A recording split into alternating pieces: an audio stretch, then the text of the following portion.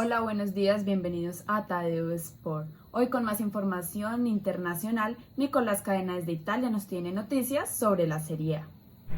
Así es, Catalina. En más deportes, este jueves la Serie A tendrá una reunión clave para definir su futuro. La Serie A italiana vivirá este jueves un día clave para conocer su futuro, ya que el ministro de Deportes, Vincenzo Spadafora, la Federación de Fútbol Italiana y la Liga Serie A se reunirán para establecer si y cuándo se podría reanudar la temporada 2019-2020 ante los datos confortantes sobre el descenso de los contagios por coronavirus en el país. La cúpula directiva del fútbol italiano confía en recibir el visto bueno del gobierno para reanudar la competición a puerta cerrada a partir del próximo 14 de junio y terminar el año futbolístico a principios de agosto. Prometía la semana pasada el ministro de Deportes Spadafora, abro comillas, convoqué el 28 de mayo a Gravina y a Dalpino para decidir una fecha segura para reanudar la Serie A. El ministro de Deportes, que destacó en las últimas semanas la necesidad de actuar con cautela para tener clara la evolución de la curva de contagios, estudió el protocolo sanitario de la FIGC y comunicará este jueves su decisión. El protocolo está formado por 39 páginas en las que la FIGC explicó cómo garantizaría la seguridad de los deportistas y los demás trabajadores durante la competición. Entre varios puntos, se prevé que un partido de fútbol se admitirá máximo 300 personas, todas mayores de edad. Los futbolistas que juegan deben trasladarse desde su casa, acudir al estadio a bordo de coches privados o autos privados, mientras que el equipo visitante lo hará dividido en varios autobuses para garantizar la distancia social. La FIGC o Federación Italiana de Fútbol aplazó del 30 de junio al 31 de agosto el plazo para cerrar la temporada 2019-2020.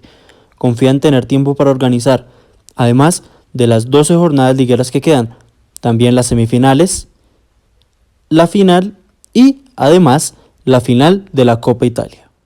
La competición copera fue interrumpida cuando se habían disputado las idas de las dos semifinales, con el Juventus de Turín, que empató 1-1 contra el Milán en el San Siro, y el Nápoles, que ganó 1-0 contra el Inter de Milán, también en el estadio milanés. Gracias, Nicolás. Ahora con Angélica Barón, que nos tiene detalles desde Suiza sobre la FIFA. Muy buenas tardes, bienvenidos nuevamente a la sección de deportes. Hoy vamos a hablar del caso de Blatter, y es que según fuentes oficiales parece ser que alcanzó a hacer un desfalco de más de 80 millones de dólares durante los 5 últimos años que estuvo en la FIFA. La investigación judicial desvela más detalles del escándalo de corrupción en el organismo tras realizar un nuevo registro en la sede de Zúrich. Y es que la Fiscalía General Suiza informó este viernes que llevó a cabo un nuevo operativo en la sede de la FIFA para incautar pruebas dentro de sus investigaciones en curso contra Blatter y Jerome. La oficina del fiscal federal indicó sobre la búsqueda del jueves que documentos e información electrónica fue incautada y ahora será examinada por expertos para determinar su relevancia para los procesos en curso. Michael Lauber, el fiscal general suizo, abrió procesos penales en contra de Blatter, expresidente de la FIFA, en septiembre del año pasado, y en contra del antiguo secretario general del órgano deportivo, Jerome, en marzo. Ambos son sospechosos de malversación de fondos de la FIFA. El expresidente y algunos de sus principales funcionarios estuvieron implicados en un intento casi que coordinado para enriquecerse a través de aumentos anuales de sueldo y bonificaciones de la Copa del Mundo, según reconoció el organismo rector del fútbol mundial este viernes.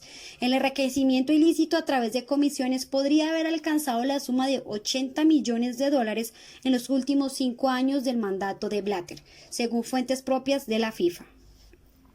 Informó Angélica Barón para Tadeo Sport. Rigoberto Urán debutó en el 2006 en el equipo italiano Team Tenax. En el siguiente año entró al equipo Unimed.com, donde por primera vez ganó una etapa de la Vuelta a Suiza. En noviembre del 2007 entró al equipo Cais Depart, donde consiguió el segundo puesto en la Vuelta a Cataluña. En el 2009 participó por primera vez en el Tour de Francia, quedando de puesto número 52 y quedó de séptimo lugar en el Giro de Italia. En septiembre del mismo año fichó en el equipo Sky Pro Cycling y en el Tour de Francia 2011 fue escogido como el líder de la categoría de los jóvenes. En el Giro de Italia 2012 fue considerado como el mejor joven. Ese mismo año obtuvo medalla de plata en los Juegos Olímpicos de Londres y obtuvo el segundo lugar en el Giro del 2013. En el 2014 entró al equipo Omega Parma.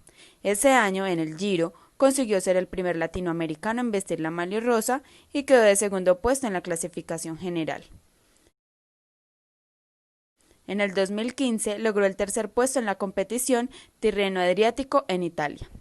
Al siguiente año, en el 2016, entró al equipo Cannondale, ahora llamado Education First, donde partió como líder en el Giro y logró el séptimo puesto en la general.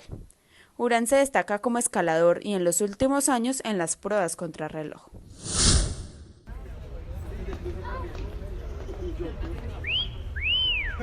Ah, qué mamera. Uy, qué rico lo rico. Uy, qué bonitas piernas. ¿A qué horas abren, mami? Qué asco. A ver, comporte señorita, por favor, estamos en clase. Ay, estoy mamada de ese man. Parce, si quieres puedes pedir orientación y apoyo. Ingresando en la página de la Tadeo, das clic en la opción El Buen Trato, descargas el formulario y lo envías a buentrato@utadeo.edu.co. Uy, re bien eso. Gracias. No, mentiras, mami, era molestando.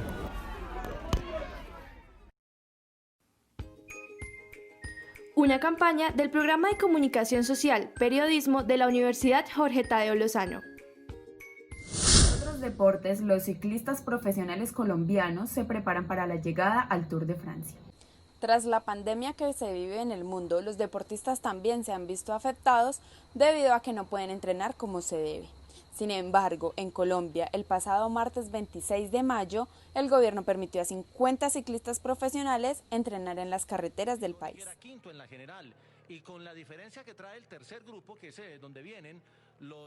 Rigoberto Urán es uno de ellos, quien demostró su felicidad en una de las redes sociales Twitter, dejando el siguiente mensaje.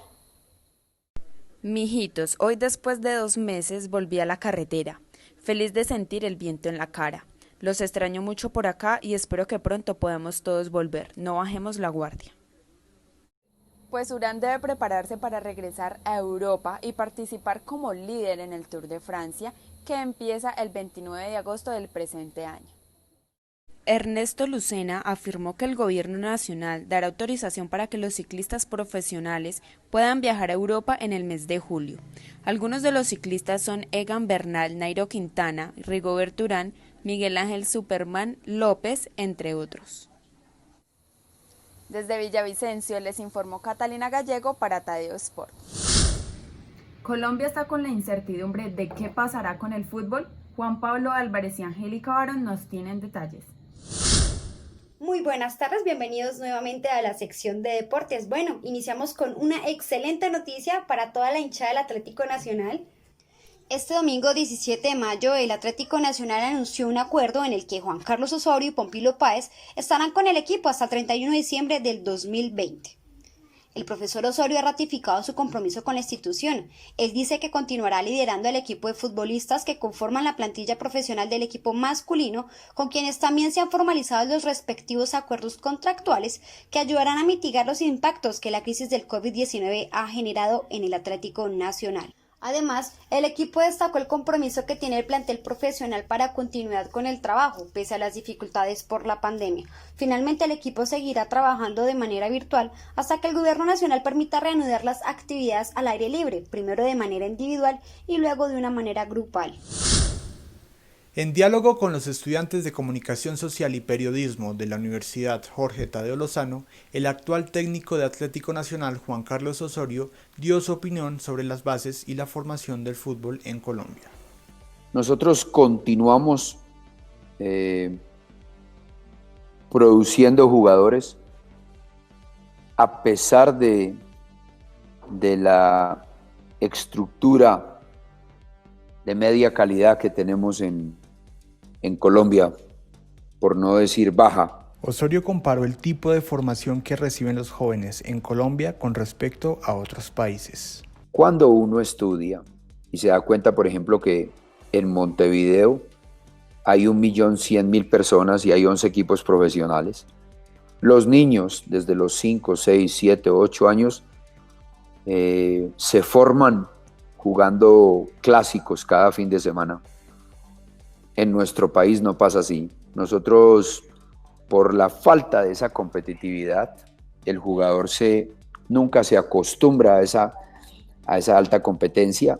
Nos podemos imaginar la presión que siente el jugador nuestro jugando el caso concreto del último mundial, el siguiente paso contra Inglaterra, donde esos jugadores ingleses, todos juegan cada 8 días o cada fin de semana contra los mejores equipos y contra los mejores jugadores del mundo.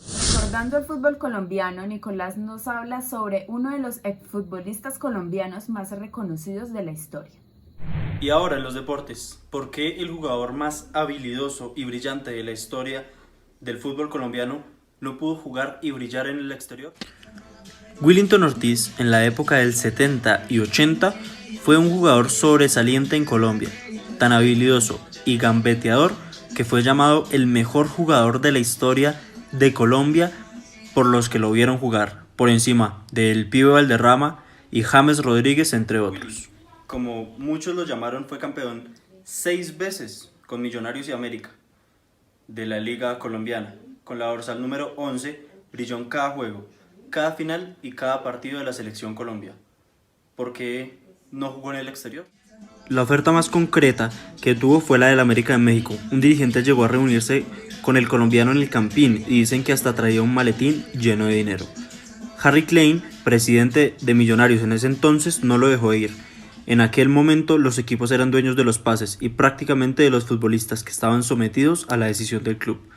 En Europa, el Hércules de Alicante también lo pretendió y no se dio. Además, en aquel momento el jugador colombiano no tenía mercado en Europa. También viajó a Miami a unirse a los Toros de Miami en la naciente North America Soccer League, donde estuvieron Pelé, Franz Beckenbauer, Johan Cruyff, entre otros. Duró una semana en el hotel, le fueron a cobrar la habitación y él se devolvió porque nadie le respondió. Es que uno de los más grandes jugadores colombianos no alcanzó su punto más alto al no poder estar brillando en el exterior. Desde Bogotá, Nicolás Cadena. Finalizamos nuestro programa el día de hoy con uno de los hechos que marcó el fútbol internacional. Juan Pablo, adelante. El día de hoy se cumplen 35 años de uno de los episodios más catastróficos en la historia del fútbol y que cambió las normas de seguridad que implementan la FIFA y la UEFA en los estadios del mundo, la tragedia de Heysel. 29 de mayo de 1985, el día que se jugaba la final de la Copa de Europa entre el Liverpool de Inglaterra y la Juventus de Italia, dos de los equipos más destacados en ese momento.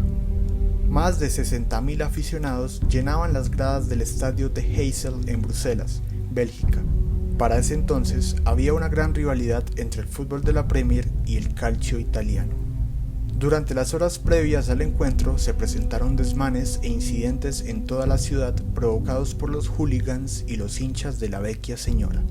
Una hora antes del pitazo inicial, los ingleses empezaron a lanzar botellas, palos y piedras por encima de la valla que los separaba de los hinchas italianos y belgas que estaban en la zona neutral.